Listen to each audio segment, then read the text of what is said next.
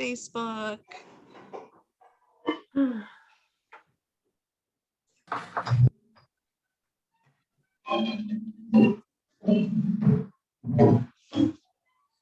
Oh wait, no, I just did that wrong.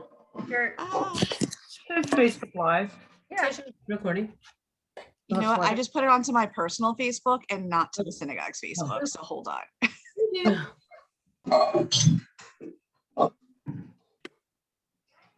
you have my TV on?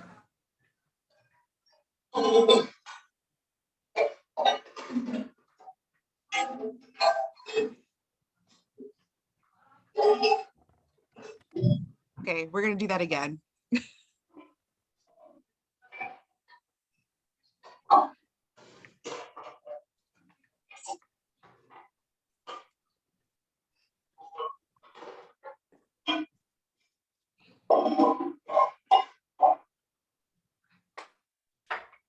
Shift myself. It's not a good angle for the cutting board. I'm not having to.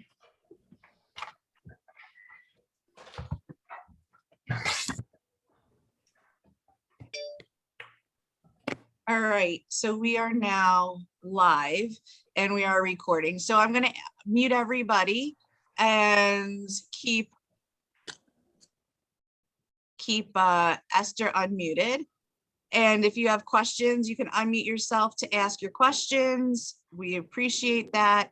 Welcome to the Shavuot special of Homemade with TGP. See my lovely background.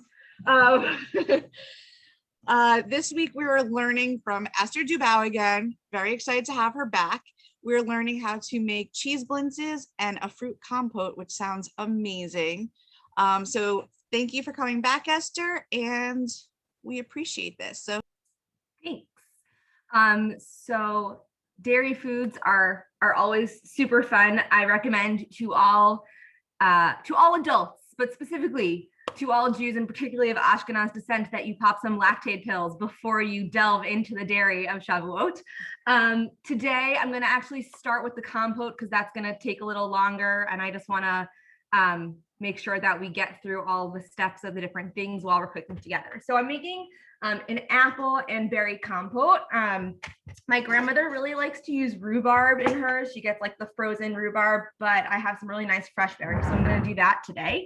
And I am going to cut and chop my apples. Now, there's a disagreement in my family about whether we peel the apples for compote or applesauce, whatever it is that your family decides to call stewed apples. I like peel, so I'm leaving it on, but that is an unpopular opinion in my family. Today, none of them are eating my food, so I don't really care much that they wouldn't be happy. But we're chopping the apples. The recipe I gave you was for like enough servings, really, probably for 2 meals for a family. So I'm only using 2 apples. I'm cutting it in half. But for everyone else who's making this, the recipe calls for 4 apples. So I'm chopping them all up, and I'm going to add them to my pot on the stove. And then I'll add in the other ingredients as well. So you can see I'm just doing a dice. It doesn't matter. They're going to cook down in the pot. So we just want to break them a little bit up so that they'll cook faster. When I teach this in my cooking class at school, and I work with teenagers who are like learning how to cook for the first time, they're so meticulous about their chopping. Like every piece needs to be the exact same size. They like to get them really, really small. They find it kind of therapeutic, I guess. It's like repetitive motion. And so if that is how you enjoy chopping your apples, by all means, but it's not strictly necessary when they're all going to cook down. So I've got my apples chopped up. I'm going to add them to a pot on the stove.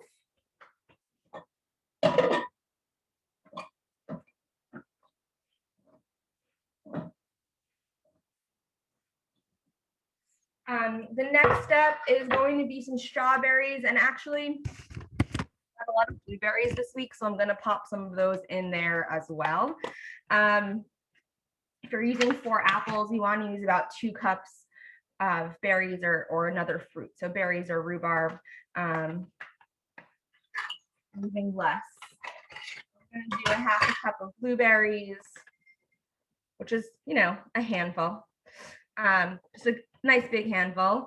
And then I'll add in some strawberries as well.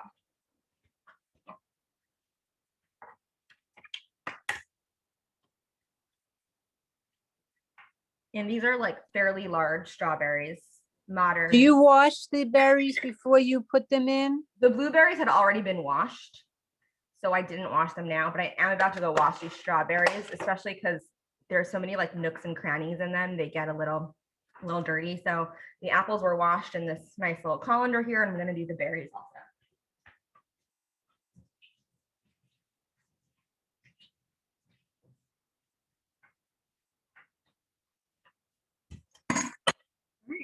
We're on to the chopping of the strawberries.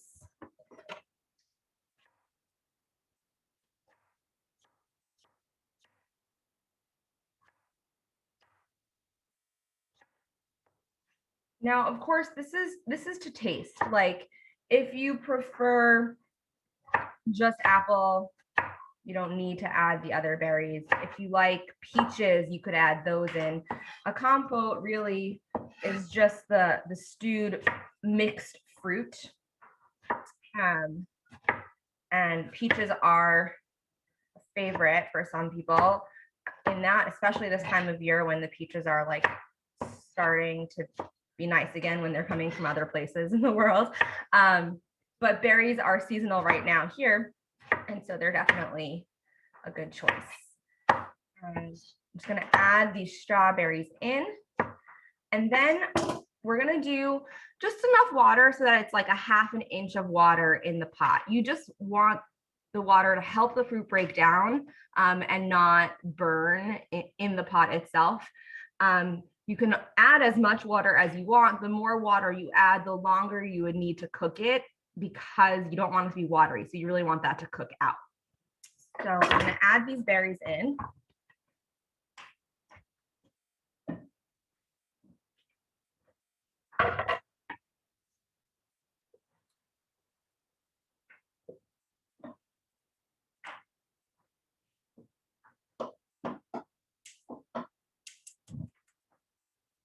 And I'm turning my stove on. I'm putting it on high to start so that the water and the fruit will start to catch a little bit. And then once I'm mixed my batter for the crepes, for the Blintzes, I'll turn it down to a lower heat so it can just continue to simmer. But you want to get it to a little bit of a boil. And now we're going to add to that lemon, cinnamon, or another warm spice. I actually have garam masala today. I'm feeling a little Indian, and I don't have cinnamon out here at the beach, so we're substituting for the garam masala. I do have a cinnamon stick, which you could also do. It will really add a nice mild flavor to a compote. And then the question of sugar is up to you. So if you want it to be really sweet, then go ahead and add sugar. I actually don't. I think there's enough sweetness from the berries, so I'm not going to put any sugar into mine, but you can add up to, I would say, 1/3 cup of sugar if you're doing the full recipe. So I'm going to go ahead and squeeze my lemon and add some warm spice.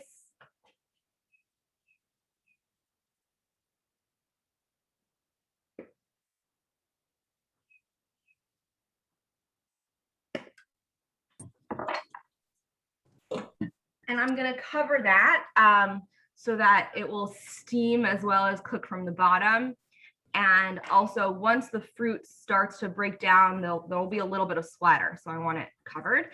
And we are good to go on the compote. We're like setting it for now, and we're going to move over to the Blintzes. So before I begin that, I want to know if anyone has questions about either the compote. I know I did that kind of fast, but I want to honor everyone's pre-Shavuot time. Questions about the compote or questions about the Blintzes before we get started? Okay. Do you use dried fruits in your compotes? I in particular love dried fruit, but my doctor doesn't like for me to eat them. So I don't put any in, but I know that some people do, and I'm sure that it's delicious. If I were going to add dried fruit to a fruit and berry compote, I would probably go with the well, dried peaches are delicious. And the dried plums, not the prunes, but the dried plums are also really good. Are you adding, was that Lana who asked me that? Are you adding dried Yes, fruit to yours? I might. I'm thinking about it. And maybe. Yeah, I would just make sure to cut those up pretty small because they won't break down the same way. So my Bubby, when she made compote, would usually not use mixed fruit. Instead, she would use local sand pears that grew at her niece's property. And when she was finished with it, though, the compote, she would then almost freeze it. Not quite, but it would be almost, you could feel the iciness. And that's what she would serve. So it made a very different kind of accompaniment to her blintzes. And with blintzes, she made them the traditional way, but she had a maid who was from the deep south, and she deep fried them. That's delicious. That sounds wonderful. I would be worried that the filling would leak out if I wasn't able, like it didn't, because that happens sometimes, but that's really cool. My grandmother actually, we serve our compote hot, so it's like a warm sauce. But a cold one sounds nice and refreshing also, for sure. We would eat it with or without the blintzes. It was Yeah. a regular dessert. Yeah. Well, we make it actually for like all the holidays, not just Shavuot, but it's a family favorite, so it always makes an appearance at our holiday meals. Lana, what did you decide about the dried fruit? I just found the cranberries. Oh yeah, that'll be tasty. Those you don't need to cut up so small because they'll just No, you clump up. don't. I have this, but I'm not sure if I want to use that. Figs. That's gonna change the flavor profile quite a bit. So maybe I'm not gonna go with that. If you want, actually, in a minute we'll talk about fillings for the blintzes, but you could like chop some up and put it in the cheese filling. No, cheese. This what I'm gonna put in the cheese. Great. Okay. But did you put cinnamon in a? I did. I put in my cinnamon already. Yeah. So just add it. That's to taste, really. Like that's a personal taste question of how much cinnamon you would want to put in. Great. So we're gonna leave that aside. Lana, I covered mine just so it'll steam itself a little bit also, just to cook it a little bit faster. And now I'm going to get started on the batter for the crepe for the blintz. So in a bowl right here, I'm going to add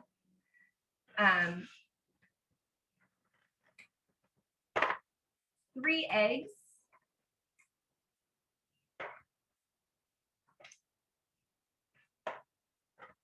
my flour, my milk, my salt, all the fun pieces.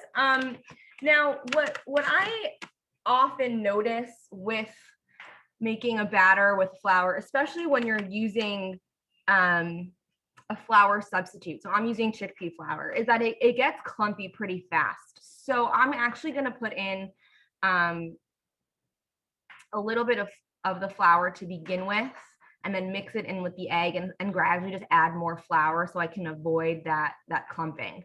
Or the milk, either way, whichever of those you'd like to start with. So I know that I need a 1/2 cup of flour.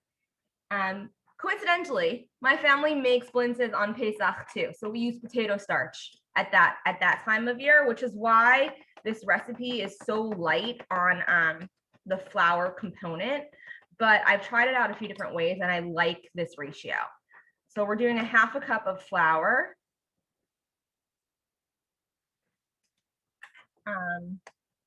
And I'm gonna start with 1 egg.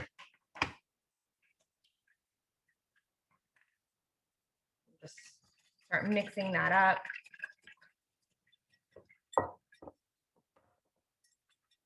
And a little bit of flour at a time.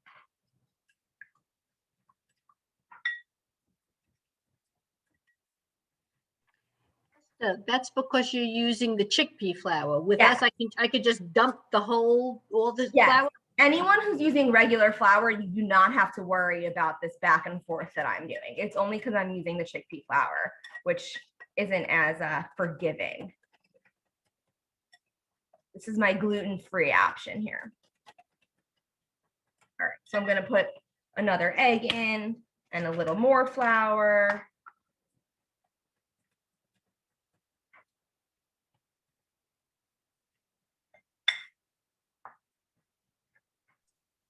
If you separate the eggs beforehand and whip up the white a little bit and then mix them together, would that make it more fluffy or that wouldn't be good for this recipe? So you don't really need it fluffy. You want your crepe for the blends to be pretty flat. So some people like to do it that way anyway, but I kind of think it's making more work for yourself with not much payout. That makes sense.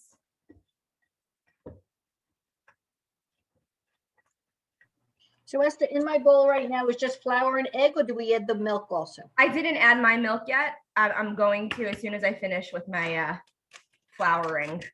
Okay, and I'm adding almond milk because you already know my story. So I'm adding almond milk, but that shouldn't be a problem. I'm right? actually adding it's called milk. It's cashew. Because of the aforementioned issues that everyone has with their diets. Okay, so I've got my 3 eggs and my flour mixed in, and you can see that it's like, at this point, what I would call like a loose cake batter. We want this to be pretty runny. You want your crepes nice and thin. And so I'm gonna go ahead and pour my milk. And this recipe, Esther? yes. Sorry to bother you. Sorry to interrupt. Just a quick question. If I see that you're using a whisk, but yours is actually from a mixer. Yes. If I were using my KitchenAid mixer, would I be using the whisk attachment for that? Or would you recommend just doing it by hand, not by machine?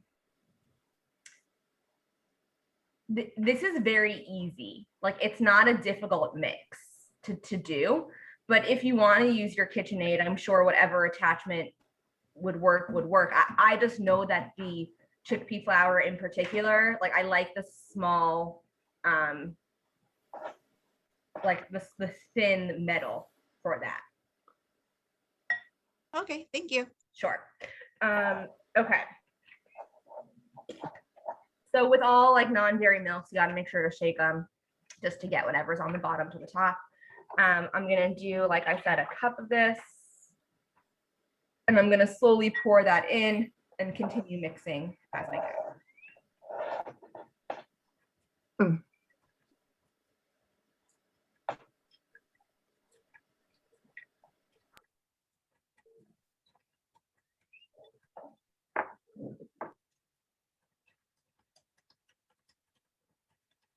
Okay, so that's nice and thin. It's really, really liquidy.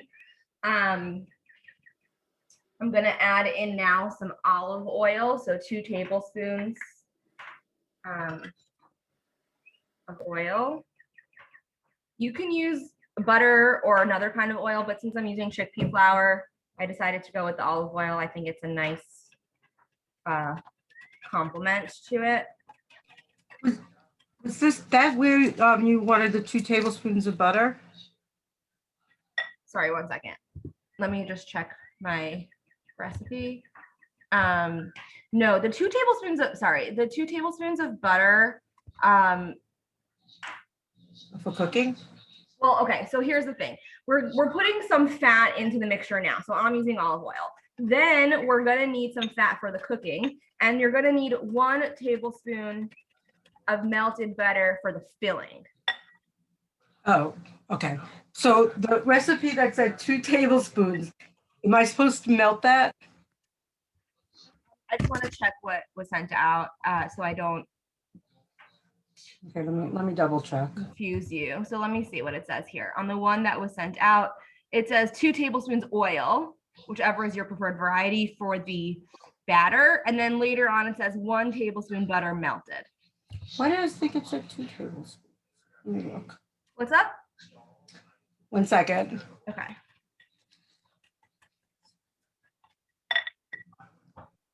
Esther, this is very, very, very liquidy right now, right? Yes. You Okay. want it to be liquidy. Or I want it to be liquidy. I've experimented with this a few different ways. And I think that this is the best to get you that like thin crepe. If you feel like you want to add a little bit more flour to get a little more to like pancake batter consistency, then you can go ahead and do that. What I'm going to recommend is that we do a little test and you see what it looks like, and then you can make the decision that works for however your flour ended up mixing in with your egg and your milk. Sounds good. Can I ask you another question? Yes. My fruit thing is going crazy right now. Yeah. So I just checked mine also. So I'm going to lower it all the way down to simmer. Ah, there you go. Thank you. Yes. Did you add the sugar And yet? then once we finish the batter, we're going to check on the fruit, see where it's at. So the timing was perfect. It was nice and bubbly. And now we're lowering it down. Did you add the sugar and salt to the batter yet? I did not. I am about to. So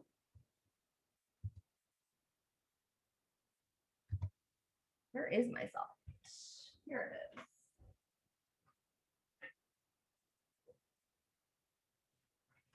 We're going to go ahead and add a pinch of salt and some sugar if you like.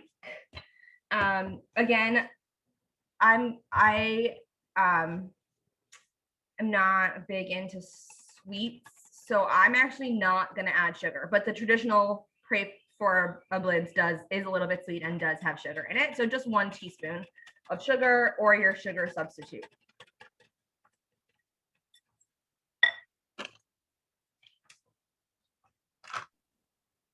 Sometimes I add the vanilla powder. What's up? I add vanilla powder sometimes to Oh, get the yeah. vanilla smell. Yeah, that's delicious. That would be really good. And especially if you're doing like a fruit cheese blend that you said you were going to add raisins, that's Right. probably really good. Unless you're doing the meat one, then it's different. Then you put more salt. Right. Yeah. I'm Savory. doing actually, I'm going to make my filling kind of savory. I'm going to add some scallions to it instead of sweet. So Interesting. you can fill it with whatever you like. But that's what I'm doing.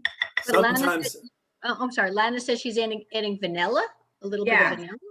Oh, and maybe sometimes I've added. Sometimes Or- I'll add some a little bit of hazelnut syrup or a little what do they call it, salted caramel syrup, just to give it a slightly different flavor. Yeah, you could also totally add, my brother just made potato ones and he added some turmeric to the batter. So it was Oh, a little cool. yellow and spiced that way.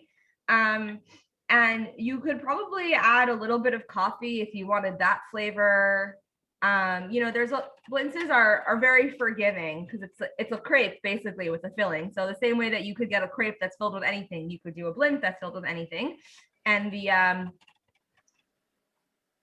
pancake for it can also have multiple flavors. Okay, I am going to turn my stove on under a nice flat pan for the crepes. about the same. Also, sometimes I also add the soda, like the baking Oh, powder. if you want it more bubbly, Just a little bit. We talked about the fluffing of the eggs before, so I don't really want my crepes to be fluffy because I Okay, you want it. want Okay. them flat. But if you want them fluffy, then go ahead and add the baking. I already have one set of fluffy, so Yeah, that's $70. kind of fun with you.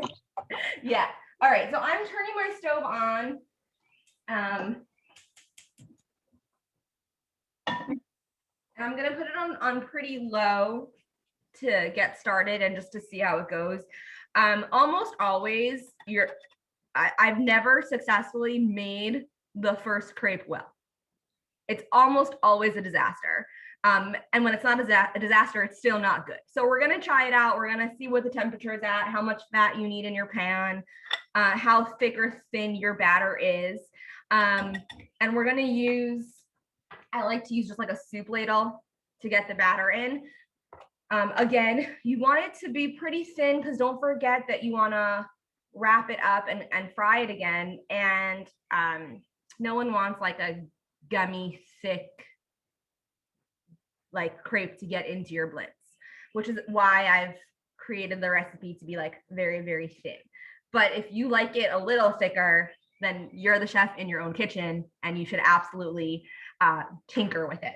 So I'm gonna just get a plate ready to go because these cook pretty fast, so that as soon as we are done with it, we can move it from the pot or the pan to the plate.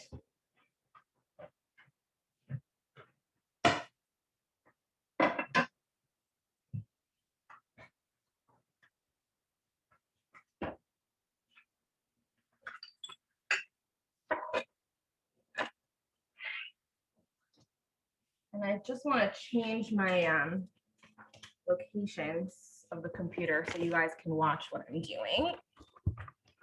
So bear with me a minute.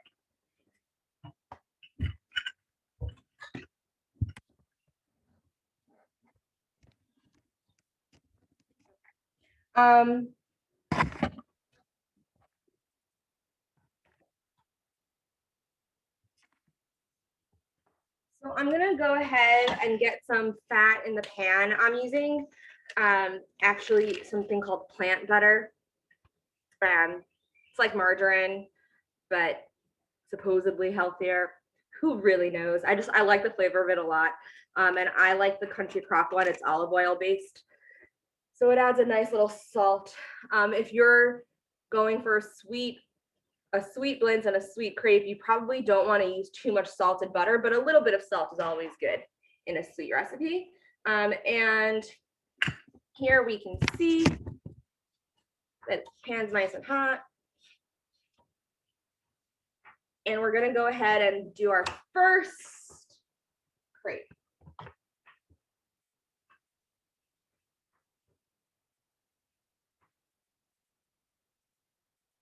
Okay, so it's like really thin. And we'll see how it comes out this first time. Do you do a around. full ladle or? It depends on the size of your pan. So I did not do a full ladle. I did like I guess a half ladle because you just wanted to coat the bottom of the pan. Got it. And traditionally with blintzes and with crepes, you're only gonna cook one side. It's gonna cook pretty fast. And then when you fold it and envelope your blintz, you'll fold it on the cooked, like the bottom cooked side. So that way, when you fry it up again, the top side will get nice and cooked. Yeah, so I know, Ellen, let me know. I'm curious if yours is too thin, if you think it's working.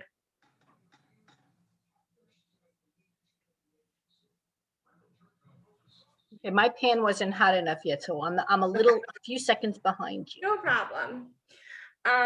So actually, like if you're really worried about timing, I would actually let the batter sit and then do the cheese mixture.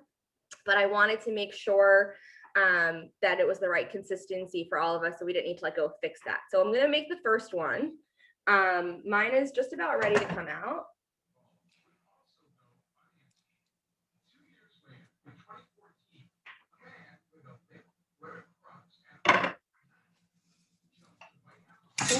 So you don't flip it. You just it just comes out. Yeah, it just comes out. You only cook it on one side. I mean, you could flip it if you prefer. So as anticipated, this first one is a little broken, right? But the thickness is what I want. It's actually not cooked enough. So the next one, I'm just gonna make the pan a little hotter because it cooked on top. I can't, like, is it supposed to be Oh, sorry. What's up? It's supposed to be a little wet on top. Yeah, a little, I mean, a little wet on top. You can, if it makes you uncomfortable, you can for sure flip it. There's just a higher chance of it breaking. Yeah, I'm not good at flipping. I think it's, You have to say this is making me want to buy one of those crepe maker flat pan things. Yeah. All right. So I'm gonna add just like a little bit more fat to the pan each time. And I want to just remix my batter. Separating a little bit on me with the oil. And we're gonna dip in for a second go. So I guess I'm doing like, it looks like 3/4 of a ladle, but we know that it gets so much thicker at the top that it probably is just half a ladle, but you want it enough so that it coats the bottom of your pan and that it's just one thin layer. I don't know, I might have made mine too.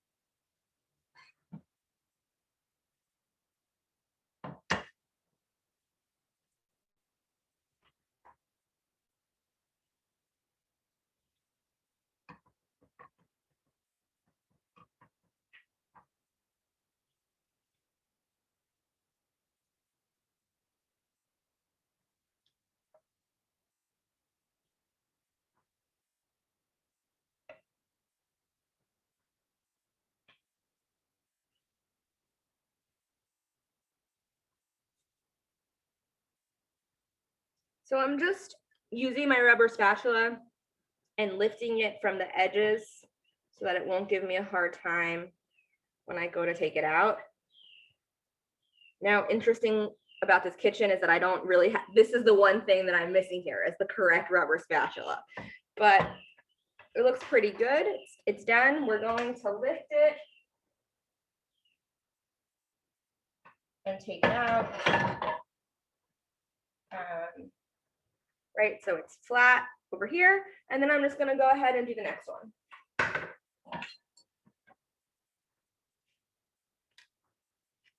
Do I put the second one right on top? Yeah, you can just layer them.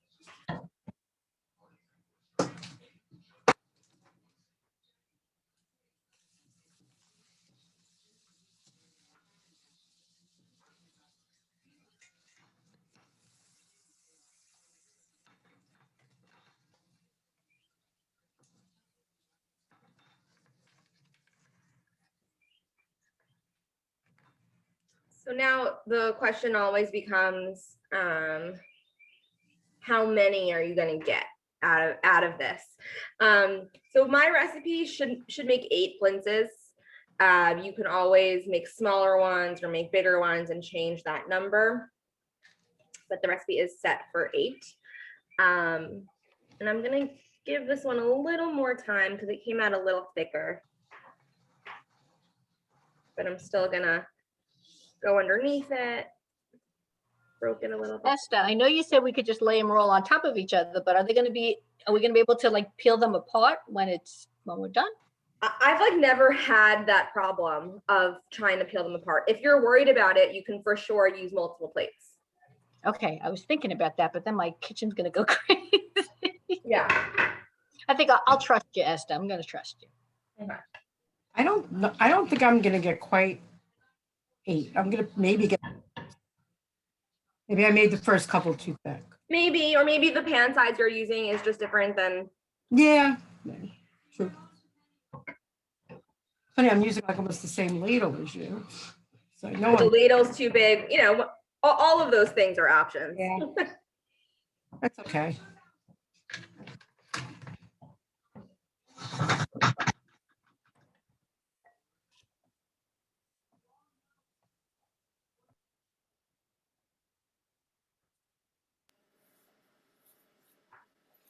How big is the pan you're using? Is it a 12-inch, a 10-inch? It looks to me like it's a 9-inch. Let me see if I can measure this out. Won't that make a fairly good sized blintz? Yeah.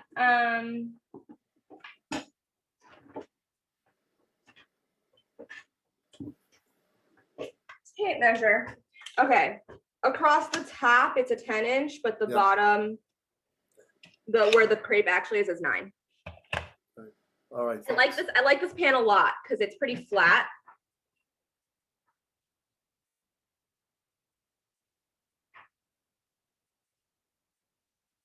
I have like a special pan that you make blintzes for. It's really, Yeah. you see that one?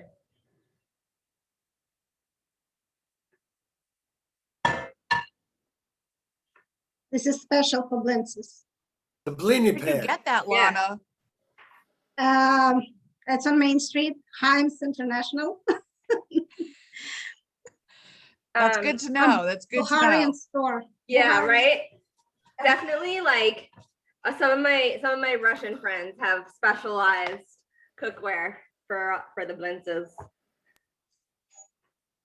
All right.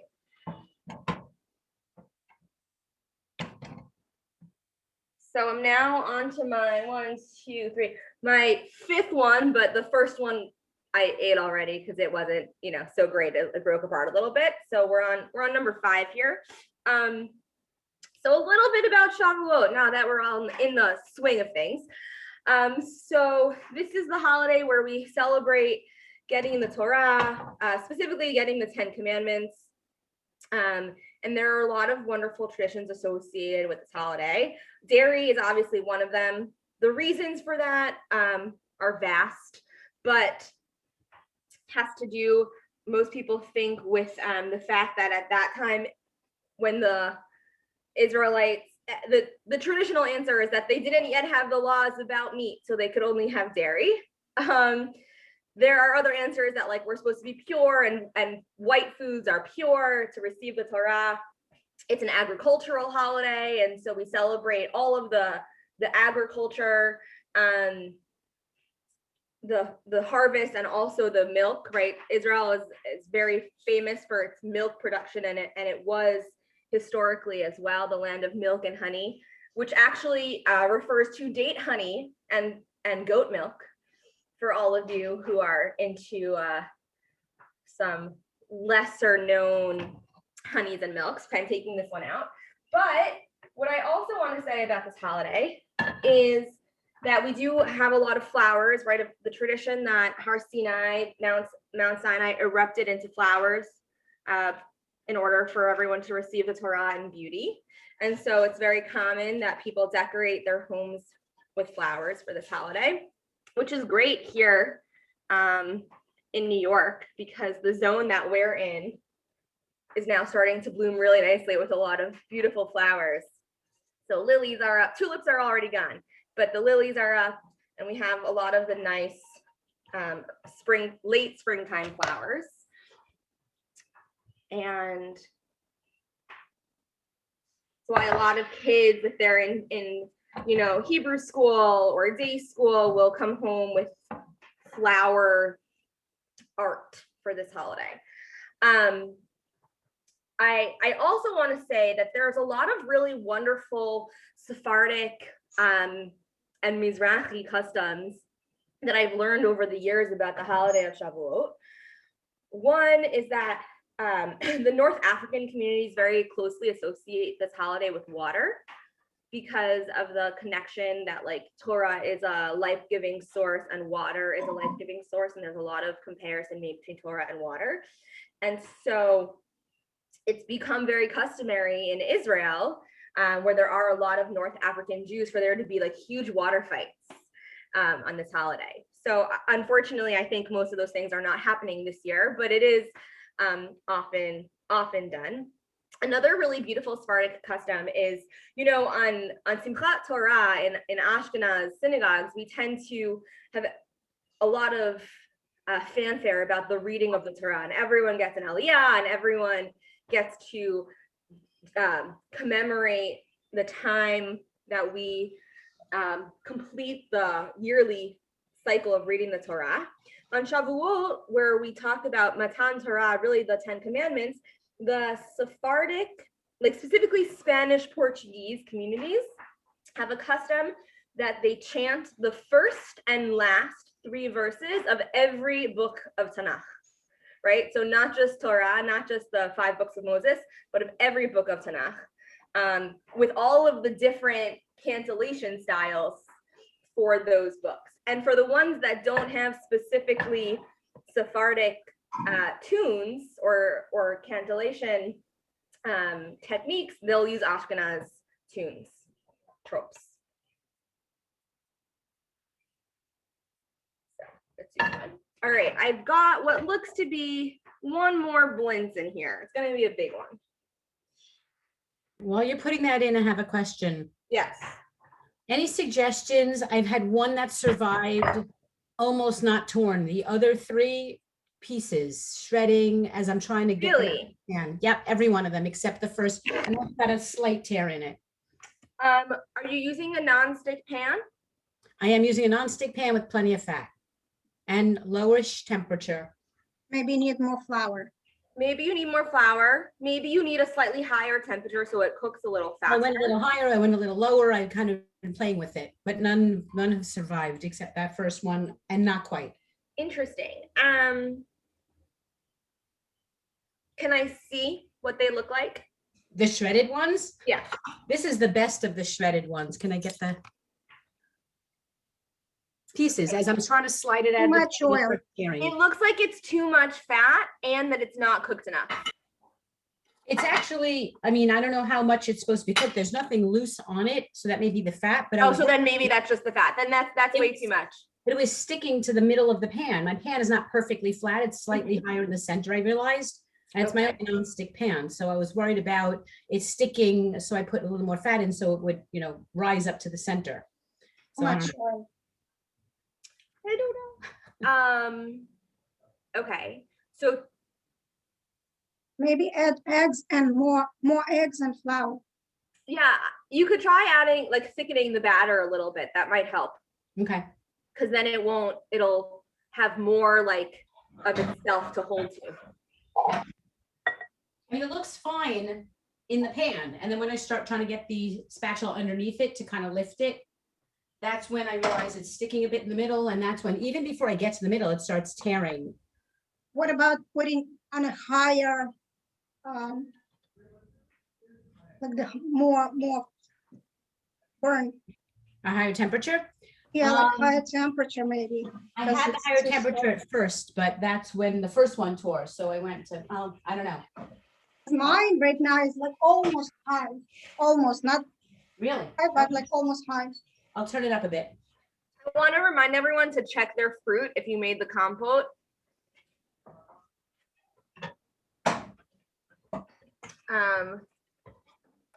Stove that I'm working on has very big flames, so mine is done.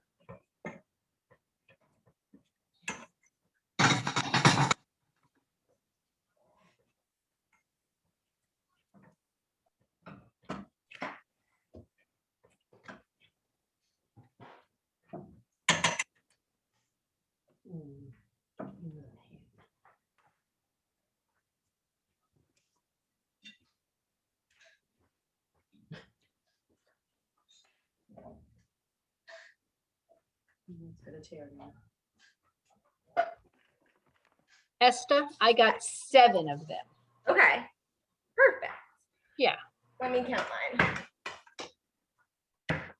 I got 1, 2, 3, 4, 5, 6, 7. I got 7 too. My last one was a little bit thick, but I also got 7.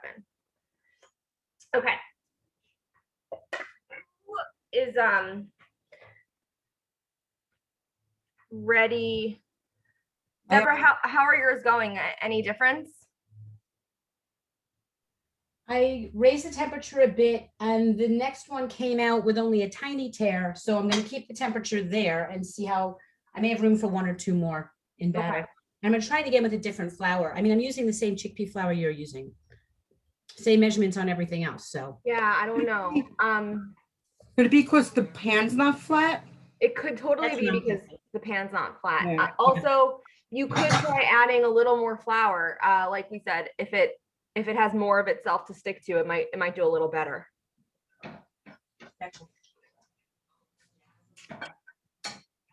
So I'm going to give everyone a minute to finish their preps, and then we'll go on to making the filling.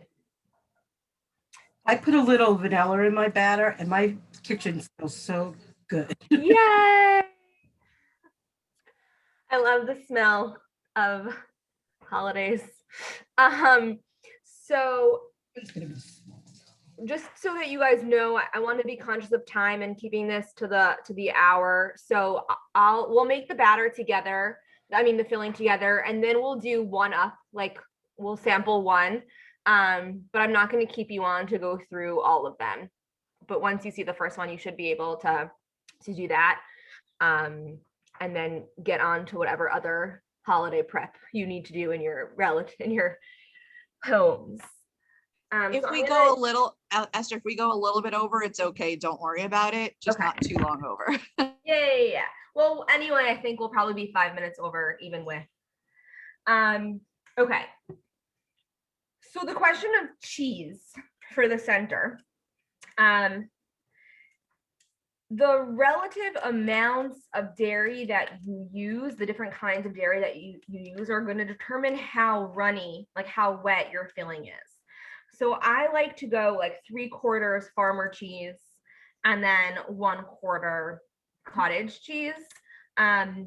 You could also do ricotta if you don't want it. Like the cottage is going to make it a little bit runny, but I kind of like it that way. But if that's not to your taste, first of all, you could do 100% farmer cheese, or you could add in some ricotta.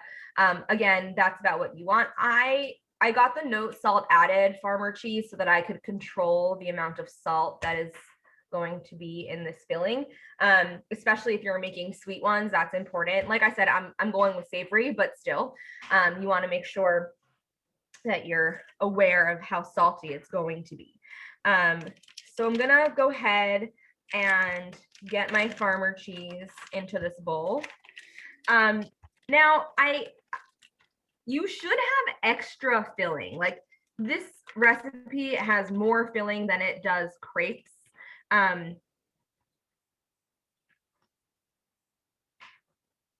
think because my grandmother always used to make like just plain kremzel, like without any sort of covering. Like it was just she wanted to just have like the fried cheese piece without the extra flour piece. But that also means that like if you ruin one and it opens and you need to start again, you have enough filling to cover it. So I'm gonna break up this farmer cheese. I'm gonna add in my cottage.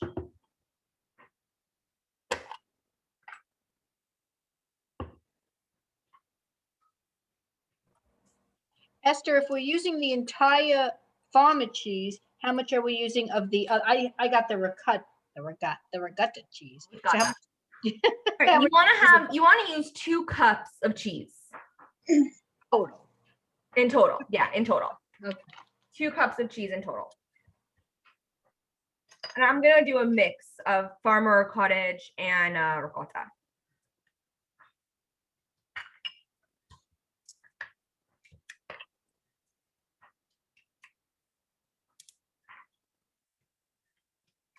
There's also always a question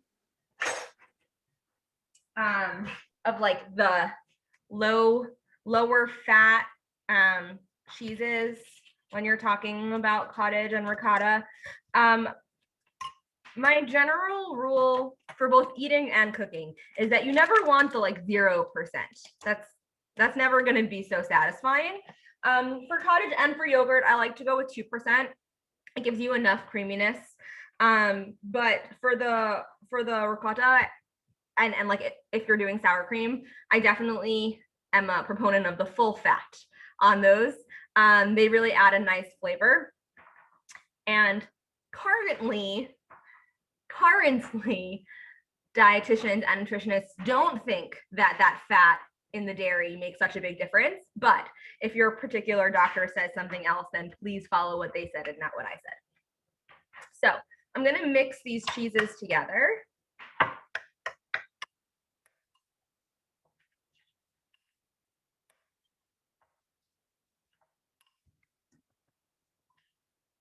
Right, so remember that we're going to add an egg yolk to this, so it's going to get runnier. But this is when, just because I want you to be able to taste it. So I would add the butter and the sugar if you're adding sugar, and salt if you're adding salt now, so that you can all taste it before it gets the raw egg inside. So we said 1 tablespoon of melted butter. Because I'm using this plant butter and it's been sitting out, it's basically melted. So I didn't bother putting it in the microwave.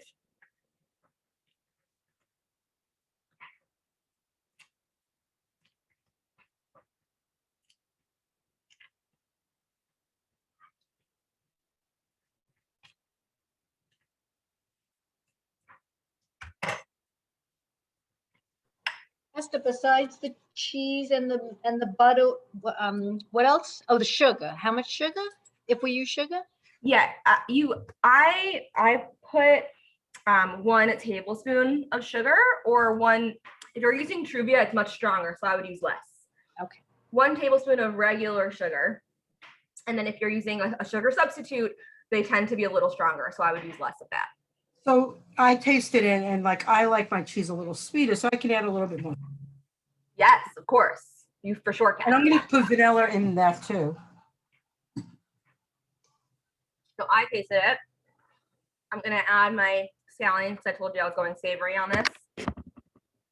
And I'm going to add in a little salt as well. Because I got that no salt added farmer and ricotta. Why I keep misplacing my salt, I do not know. So you put an egg in it. What's up? Do you put an egg? Yeah, I'm gonna put 1 egg yolk in, but I wanted everyone to like taste it for sugar and salt first before we put the egg in. When you put ricotta, isn't that the consistency too liquidy? No. So my ricotta, if you can see it, Yeah, it's pretty thick. right. But when you mix it up, it's like very liquidy kind of a. Mine is more like this. Yeah. Just a cottage, a farmer cheese, just a farmer cheese with an egg. So it's Yeah. more of a thicker consistency. Yeah. That's why I said it depends on the relative like wetness and runniness that you like. No, I added ricotta cheese and mine is very thick. Yeah, mine isn't. I haven't added my egg yet, but mine is not. And the egg is going to make more liquidy. No, I mean, mine's very thick. Look. Oh, yeah? Yeah, I mean, doesn't like it's not Okay. at all. But I actually like ricotta cheese. That's why I added it. Oh, regatta is delicious. I forgot how much I love it. I just sprinkled in a little cinnamon. I heard you say, Robin, you did a little vanilla. Yeah, Yeah, cinnamon, vanilla, anything that you want in there. I'm so going good. savory, so I'm adding a little salt, a little pepper, a Right. little garlic. I'll put ricotta too, if you insist. And like if you really want to make some people happy, you could add chocolate. I could add chocolate chips. You could add chocolate chips for sure. Oh wow! I have Lily's sugar-free chocolate chips. I'm gonna add some. Ellen, wouldn't Alan really like the chocolate chips in it? Can I put the chocolate chips in the potato one? Making cheesecake right after this. Oh my God. You know, I don't have much cheese in my house ever because nobody eats cheese in my house. So having this, the regatta and the farmer cheese, I'm just in heaven right now. Heaven. I can eat the whole bowl without even doing anything else. Me too. My batter is tasting really delicious. I'm gonna go ahead and add my egg yolk. It's one egg yolk, right? One egg yolk, one egg yolk.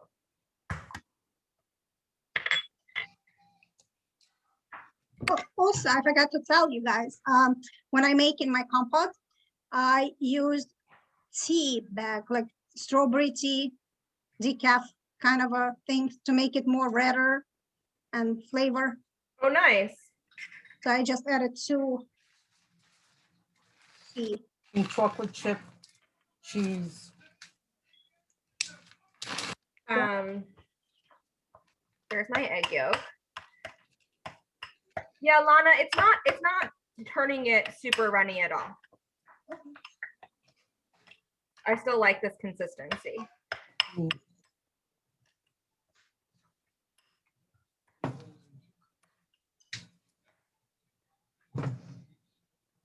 So I used blueberries in my compote, so it's got a nice dark color also.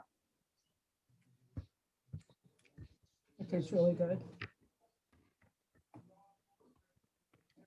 Okay.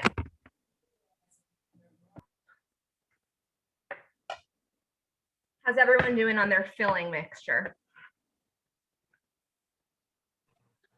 Good. I'm ready. Deborah, did you end up getting any successful crepes out? I have 3 that I could probably work with. Okay. I'm so sorry that it didn't work for you. Come okay. over here, I have extra. Okay. It's Okay, fine because it's just me eating the chickpea flour, so 3 is perfect. There you go. All right, so we're gonna use that same pan. The truth is that once you fill these, you can put multiple in a pan together. I just, for being aware of everyone's timing, I'm gonna just do 1. And again, you want to get some fat into your pan. Whether that's butter or oil is up to you. I'm gonna stick with this plant butter that I'm using that's olive oil based. I like how it cooks things. If you like that kind of stuff, if you like plant butter, I highly recommend the Country Crock olive oil variety. It's super delicious. It's probably not healthier than anything else on the market. I just like the way it tastes. Okay, so I'm getting my Dairy or parve? It's parve.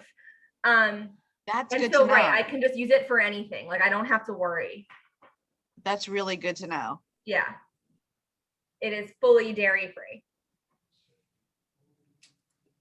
All right, we're gonna get the pan nice and warm.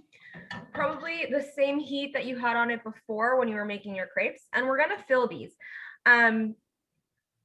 You wanna put the filling on the side that was on the bottom of the pan that was already cooked. Oh, yeah. And That you're makes gonna sense. put, so this one I already see has a little tear in it. You're gonna put like a tablespoon and a half of filling at one end. And then you want to make an envelope. So I folded it over on itself. So now it's in the center. You could put it in the center to begin with. And I'm folding it in. Oh, wow, it looks like a Blintz. And then folding it over. And now we've got a little pocket. And I'm going to, my butter is nice and ready over here. I usually put the filling on the kind of edge, so you could roll it over. Yeah, I put the filling on the, I'm not here. I put the filling on the edge and then I rolled it over just so I had more control. But at that point, the filling ends up in the middle. So Mine looks more thinner, like, longer. Yeah.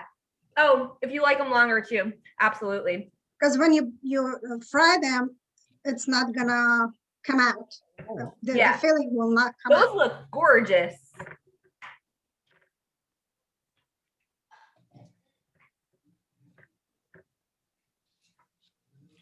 While I'm letting this one cook, I'm gonna fill up a second one.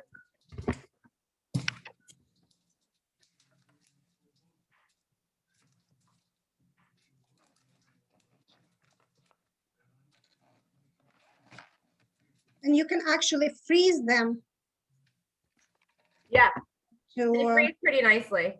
As evidenced by like the store-bought ones that you can get. Blintzes are good. Okay, so let's see what this one is like.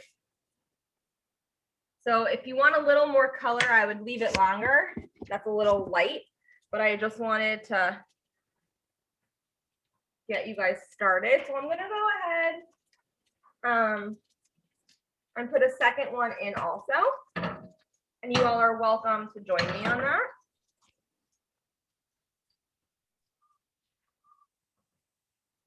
I definitely like to cook it on the folded side down first, so it has that time to come together, and then I flip it over.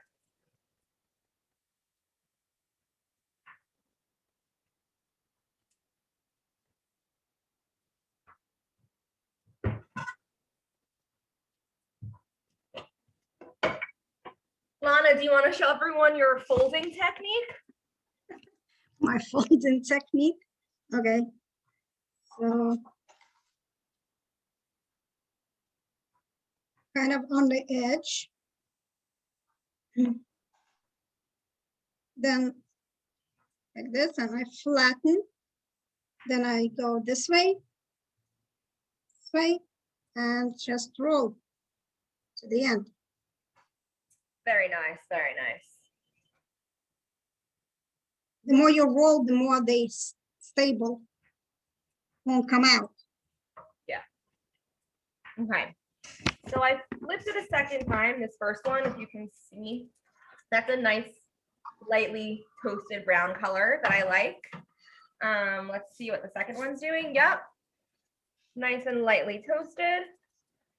And flipping them over, right? So we're saying, you know, about 90 seconds per side. And then you have some Blintzes, just in time for the holiday. I would not eat these straight out of the pan. They will be very hot and you will burn your mouth on the filling specifically. But like Lana said, you can freeze them, you can reheat them. They reheat really nicely. And they're perfect all year round, not just for the holiday of cheese. Yes. My Could kids you like bake it them in the and morning. could you bake them instead of frying them if you wanted to? Would you suggest that? You could, absolutely, the same way that you could bake anything, and almost anything that's thin, right? That you could bake it, like schnitzel, you could bake it instead of frying it. This is, I'm gonna call this lightly fried, right? Like we're not doing what the Chazan's mom's cleaning lady did with the deep frying of them, although that sounds super delicious. And if they bake, Dina, I don't know the timing on that, so I couldn't exactly tell you, but I would assume that you would want them in a slightly hotter oven, maybe like a 425 oven,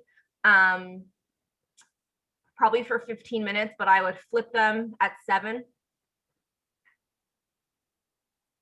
And maybe even less, like check it at 5, see what it's looking like. Gotcha. And you wouldn't know what the air fryer thing would be, right?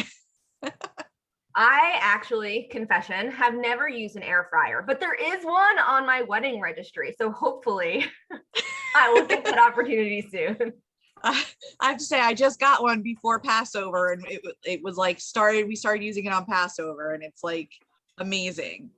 Amazing. I love Yeah, my, well, apparently you can cook almost anything in an air fryer. But I think it's gonna be too dry to use it in air fryer. Dina, can you do a lesson on You air wanted to frying? reheat, use a microwave to make it more softer. Josie, I cannot do a lesson on air frying because I only air fry certain things, but maybe we could find someone who can do a lesson on air frying That because sounds I mean, good.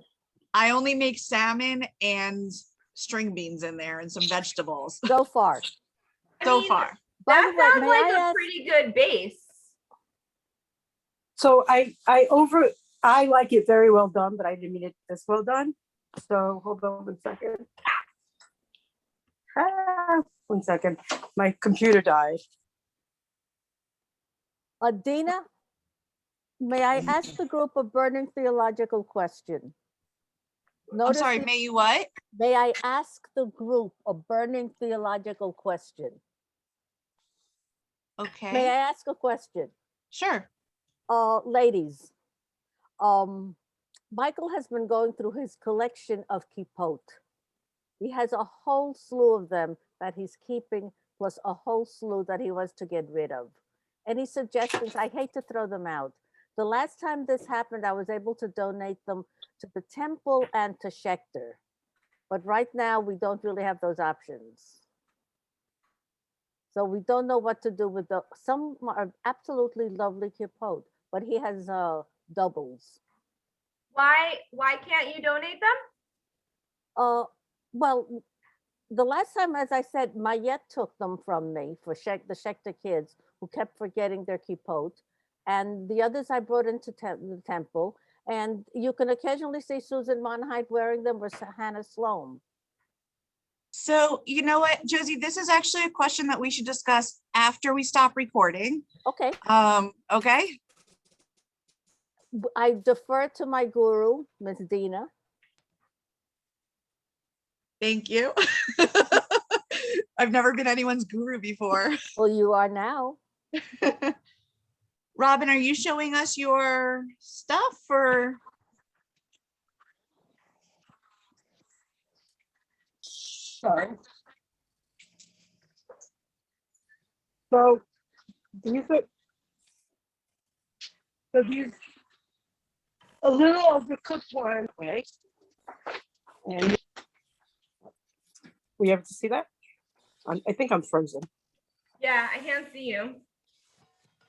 You can't see me? Oh, now I can. Now I can.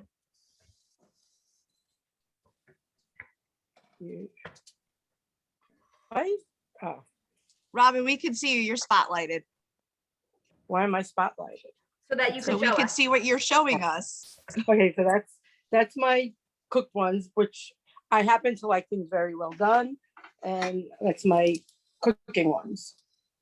They Very look pretty nice. good, Yeah, that And looks there's- good. and they're chocolate chip cheese Blintzes.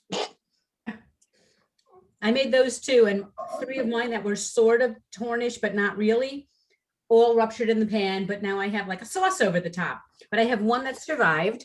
That's that one. And a little tiny hole, but it doesn't taste bad. Tastes pretty good. Chocolate makes it better. Chocolate makes everything better. I have 4, I had 7. So I had to split 3 and 4, you know, some cheese and some mashed potato. So I decided to make 4 cheese for me because I decided I deserved the 4 cheese. And I made Alan the 3. Yay, Ellen. Yeah, you made them. I did. So here are my 4 cheese that are, whoops, where are we? Those are my 4 cheese that are now cooking. And here are my 3, where are they? There they are. And those are my 3 potato waiting to be cooked. And And those are for Alan. those are for Alan. And he'll eat the fruit stuff too. So All right, here are my cooked ones. And here are my cooking ones. Those look amazing. Everybody. Good job, team. Um, Hold on. Compote is ready too.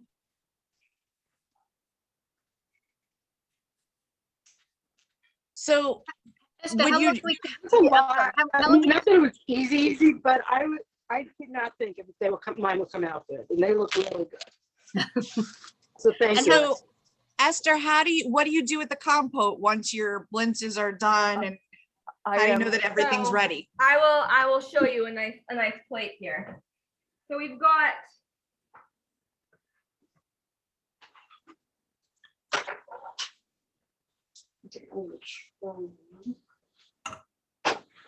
A Blintzes with some compote. Oh, you put that.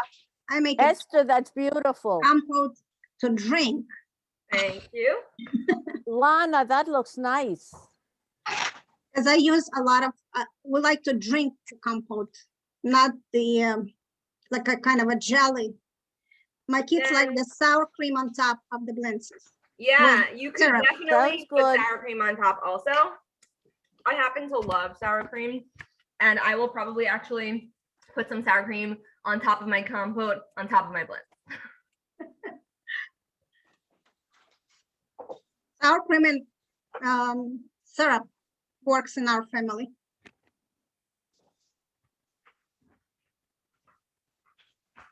Ladies, you can cook for us anytime.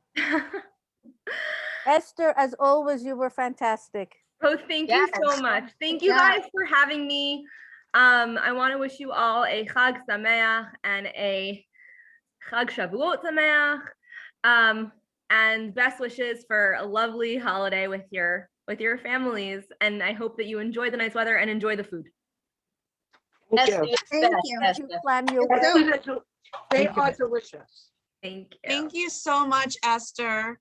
I just want to say thank you to Esther. Wait, I'm going to stop recording now. Bye.